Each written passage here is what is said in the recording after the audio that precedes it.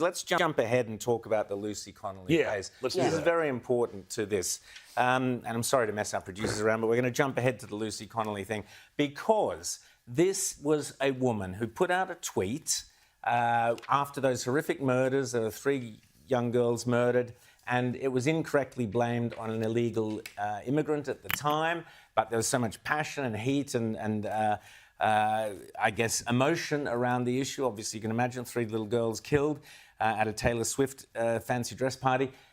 She put out a pretty nasty tweet, it's true, but she took it down 4 hours later. But she went to jail. She was going to be for 31 months. She pleaded guilty because she was told that she'd be in jail for 5 years. She'd never see a daughter growing up. So anyway, it's a long story, but she's now out. They've released her. But this is where this goes. And what we're seeing already, James mentioned that the ABS, they already were arguing about how many people are coming into this country or are not. Once you start that argument, you know you've already lost, because if you're worried about how many people are coming in, then it's too many. But tell us about the Lucy Connolly thing, where we're up to now. Well, Lucy Connolly, you know, as you say, she put up an offensive tweet. She thought better about it. She took it down later on. But somehow, you know, this wound up in Keir Starmer's Britain. You know, the stormtroopers came to the door,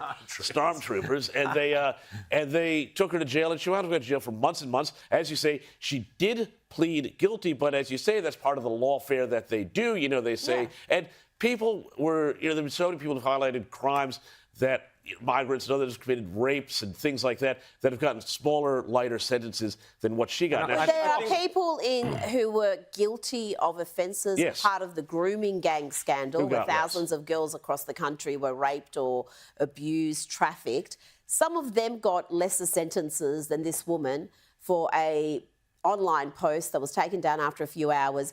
I mean, it is crazy. If you were saying this was going to happen 20 years ago, people would tell you you got having some sort of weird fever dream. But it is the reality. She's not alone. There was a bunch of people who got sentences, and very quickly the turnaround in the legal process from being charged to sentence, off to jail with you, record time, and that was to silence dissent. That was sending a message that if you share, even on your own Facebook page or X, a thought that is about not pro-migration, that is critical of illegal immigrants, then you might get a knock at the door. And never mind going to jail, just having the cops at your door, the legal process, the cost. I mean, nobody wants to face that. Well, let's have a listen to Lucy Connolly. She's been released now. She's claiming to have been Keir Starmer's first political prisoner. Have you been Keir Starmer's political prisoner? Absolutely. And me and several other people. Like I said, it's important to remember that it wasn't just me. He needs to practice what he preaches. I think, you know, he's a human rights lawyer, so maybe he needs to look back at what people's human rights are, what freedom of speech means, and what the laws are in this country. And what Rita mentioned, which is chilling about this is happening here. We have an e-safety commissioner so what the left are terrified of is the fact that people criticise their policies on social media. That's what it's all about. Forget all this about child safety and all the rest. That's all nonsense. What's going on around the world, the global left are terrified. The global left who believe in open borders, there shouldn't be any borders, everyone should be able to go wherever. They are terrified of people, you, me, anybody else who goes on social media and complains about their policies. Here in Australia, as I said, we've already got the ABS quibbling about the actual numbers of people coming into this country. How do we know how many people are coming into this country? What we see is increased traffic jams. What we see is fewer housing. What the kids see is less chance to get a rental, long queues for rentals or homes. So what do the left do? They don't try and fix the problem. They try and silence the dissent. And that's what we're going to be seeing in this country with the e-safety commissioner kicking in with all this banning this and banning that and misinformation or whatever, under 16-year-old bans. They are trying to silence dissent, James. Well, you know, it's not only about silencing dissent, because the silencing dissent is part of a broader project. You know, you see where Britain is now and you see where Australia is going. The British establishment, the elite, if you want to call them that, I increasingly dislike that word, has a real serious distrust and, in fact, actually hatred, I think,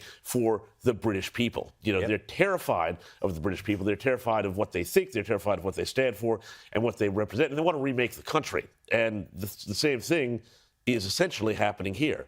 And they want to remake it in a way that is fundamentally better for labor. And, it comes in to a whole lot of different, there's all these different sort of strands that have been running through our culture for the last 50, 60 years, multiculturalism, laborism, all these different sort of things.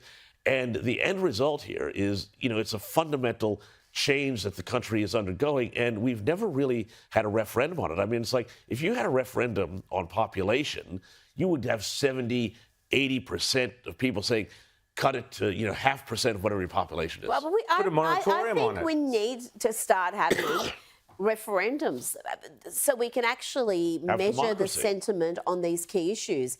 And cost is obviously a concern, but I think in the modern age, there's all sorts of ways of doing that that don't have to cost an enormous amount. But the Australian people should have a say on fundamental issues that shape the country. We did with The Voice, and that no. result was resounding.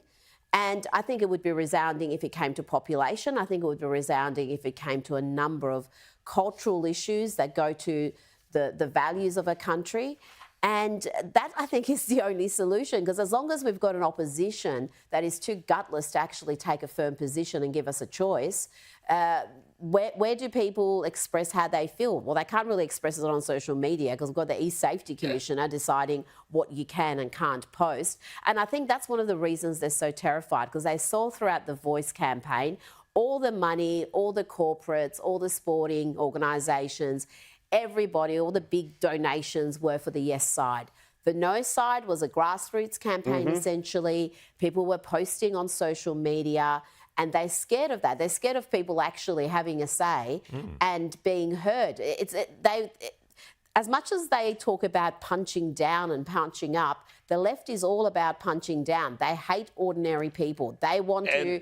And part of the problem in this country is we don't have what, for example, they have in Switzerland, which is citizens' referendums, it can be called. The citizens can call for a referendum on an issue with certain petitions, number of people. In California or in the States, you have recalls. You have the citizens proposing ideas that go forward and have to be voted on if you get the right amount. We don't even have a method of recalling our governments. We have a disastrous government now, a communist government in place, and we have no ability to rein it in or get rid of it. We don't even have an opposition. We are in dire, dire straits.